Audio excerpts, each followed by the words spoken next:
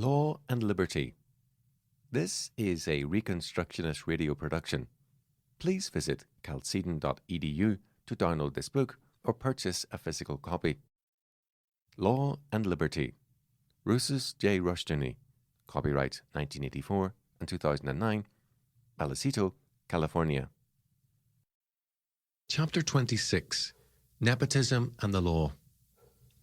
Periodically, in year in and year out, articles appear in magazines and newspapers attacking nepotism.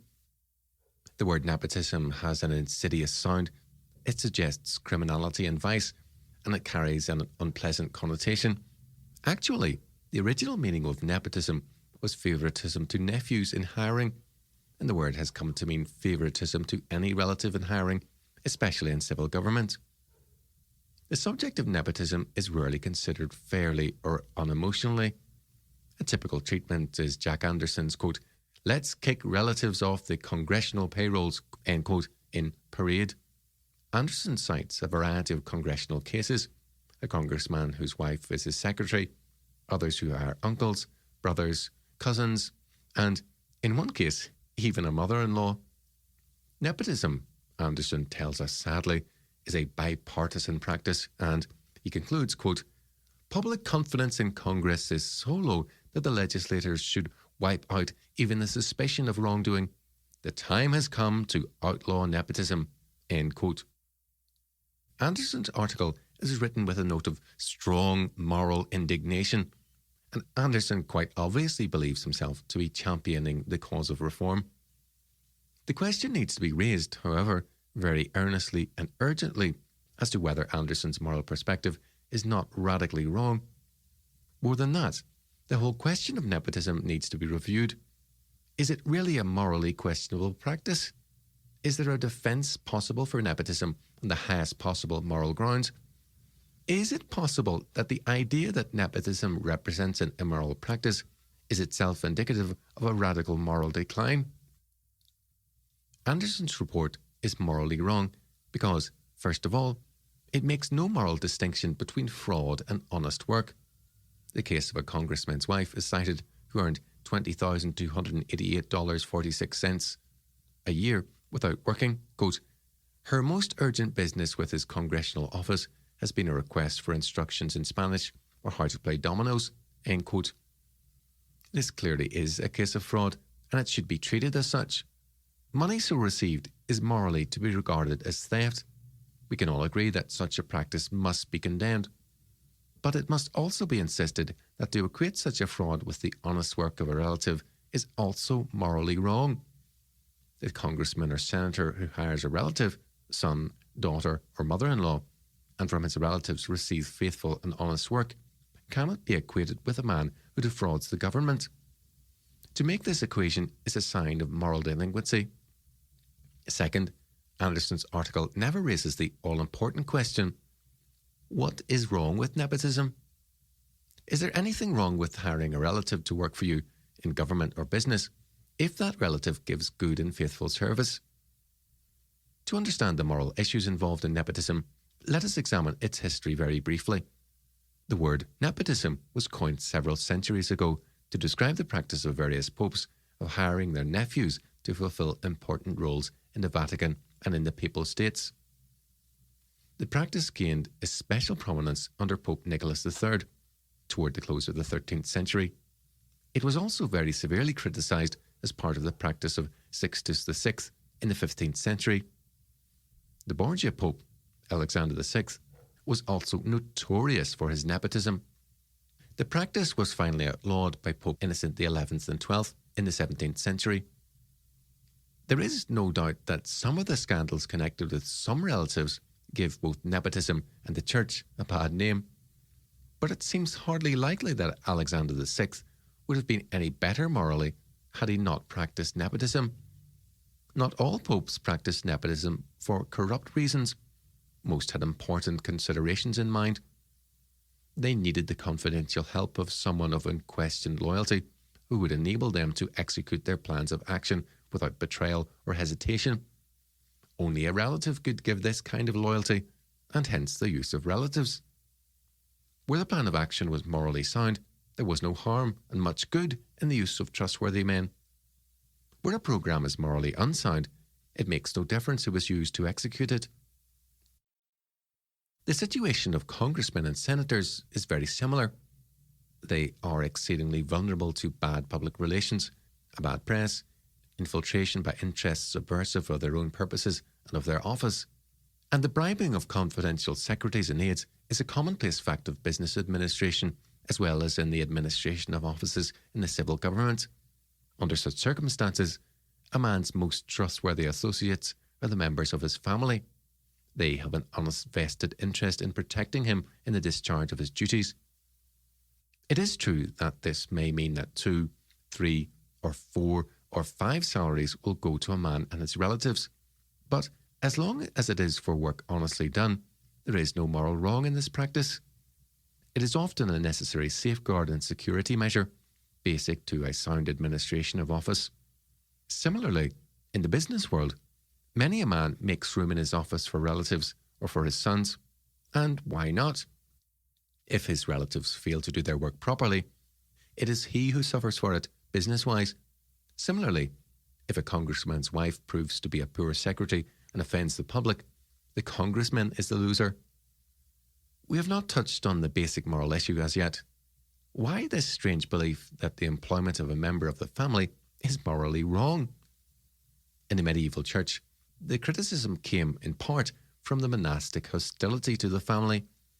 It was assumed that a churchman should be dead to the world and to his family. In the modern world, there is an even more anti-family motive at work.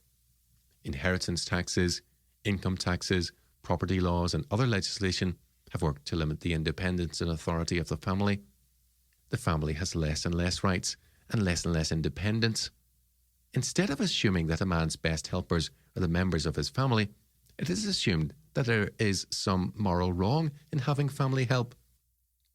Articles such as Anderson's attack responsible men and classify them with men guilty of fraudulent practices, simply because they rely on family help in sensitive positions. Family loyalty, one of the most basic supports any man can have, is in effect denied to men in public office. Such an attitude is morally indefensible. Moreover, it is basically hostile to the biblical faith, which stresses the centrality of the family in every aspect of life. The Bible does not treat nepotism as a crime, but rather as a moral necessity. If nepotism is a crime and a moral wrong, then we are condemning God, who in some cases specifically required or commanded it. It was God who called and ordained that Aaron, Moses' brother, should become Moses' closest associate. When Moses became the civil head of the Hebrew Commonwealth, Aaron, by God's ordination, became the religious head, the high priest, and Miriam, his sister, became a prophetess. As long as Aaron and Miriam fulfilled their duties, God blessed them. When they disobeyed and presumed in their relationship, they were punished. King David relied very extensively on his family, and especially his cousins, such as Joab in the government of Israel. And virtually every monarch in the Bible relied on relatives without anything but God's blessing, as long as all moved in terms of God's law. The Bible is clearly favourable to the use of relatives in civil administration, and it is clearly not morally permissible for a Christian to condemn the legitimate and useful employment of relatives. Therefore, whenever and wherever nepotism is condemned, it is condemned on a moral principle which is not biblical and is in fact anti-biblical. The office of high priest in the time of Jesus Christ was passed around the family of Annas, the high priest, to his son Eleazar and his son-in-law Caiaphas. The biblical condemnation of these men is not because of their nepotism, but because of their unbelief. 2 of the disciples, James and John, were cousins of Jesus Christ. The Bible, from start to finish, is strongly family-oriented. Provided the members of a family are godly, there is no wrong in their employment and much good. We face today an anti-biblical morality which is at war with biblical morality and therefore the family. It is called morally wrong to employ members of our family, but it is treated as somehow virtuous to trust her mortal enemies. Parents are told that it is wrong for them to assist their children in learning how to read, but they are urged to go into the slums and help other people's children. Parents are treated as moral lepers for being partial to their children above all others, and one prominent educator has called it an anti-democratic and aristocratic sentiment. Somehow, it is insinuated that it is morally wrong to be partial to your own family. All this anti-family talk and sentiment goes against the law of God as declared in the Bible and in the laws of being. These attacks on the family are part of a movement to replace a familistic order with another order, a statist one, to replace personal relations with impersonal ones. We have abolished, or are trying to abolish, the strongly personal feelings that generate family loyalties. We are trying family associations in business administration or in civil government as somehow immoral, and by batteries of tests and requirements, we are depersonalizing office and civil service. Supposedly, we are abolishing prejudice and discrimination. In actuality, we are, first, establishing prejudice legally against the family. Second, by depersonalizing offices and the civil service, we are not furthering love, but rather enmity. We abolish loyalty, and by abolishing loyalty, we diminish integrity and faithfulness. It is high time we abandon the idea that any set of tests, laws, or rules can give us a perfect social order or a perfect group of employees or civil service. Nothing is more productive of social chaos than the attempt to create a perfect system. Men are by nature sinners. They can be saved sinners, but they will never, in this world, be perfect, sinless men. We need to live in terms of the realities of this world. We cannot gain progress by striving after an impossible perfection and destroying at the same time the God-given foundations of social order. The family is basic to God's order. It is man's basic social security and responsibility, the area of closest loyalty and strength. How dare we deny to public officials the right to rely on their most loyal supporters, their relatives, in their administration of office? Every man in office has a right to depend on his family and to help them secure employment. Instead of being morally wrong, it is morally commendable as long as honest work is rendered for honest wages. Is it not time we drop this extensive hostility to the family? The Reconstructionist Radio Podcast Network brings to you a complete lineup of podcasts where you will hear practical and tactical theology. Our desire is not simply that you consume our shows, but that you also live out your faith in every area of life. We can talk all day long about these things, but if we fail to put them into practice, then we fail as ambassadors of Jesus Christ, our King. Subscribe now to your favorite Reconstructionist Radio Podcast Network shows, or you can subscribe to the Reconstructionist Radio Master Feed, where all of the content we produce, including the audiobooks and audio articles, will pop up as soon as they are available. And don't forget to visit ReconstructionistRadio.com to volunteer as a narrator or to partner with this ministry financially. May the Holy Spirit stir you into action for Christ and His kingdom.